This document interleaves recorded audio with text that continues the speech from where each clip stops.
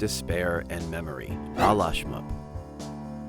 In 1986, Elie Wiesels was awarded the Nobel Peace Prize. Whoa! However, the speech he gave when he accepted the award was so brilliant and moving that they nearly also awarded him the Nobel Prize for Literature on the spot. In his speech, Wiesels argued for the importance of peace. He begged the world to face history and learn from it because it is memory that will save humanity. He said that there may be times when we are powerless to prevent injustice, but there must never be a time when we fail to protest. It was powerful, stirring, rich with horrifying anecdotes from Wiesels' own life, and was enough to make a pacifist out of just about anyone. And yet, there are still religious wars being waged every day. Does this mean that Wiesels' speech really didn't do much? Well, to be fair, it was just a speech, a half hour or so of words.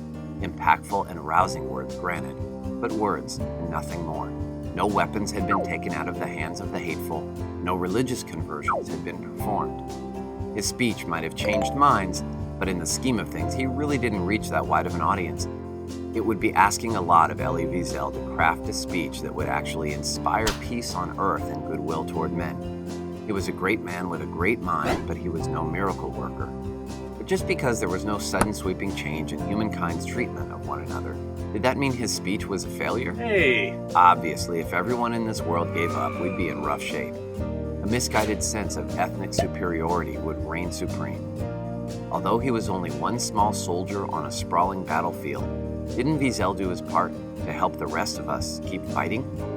Or perhaps more appropriately, to stop fighting? It is these rare inspirational voices that gradually move the slow ticking needle of human progress forward. Although the effect of this one speech on its own may be negligible, it is this practice of broadcasting a message, promoting love and acceptance, that reminds each of us of our humanity.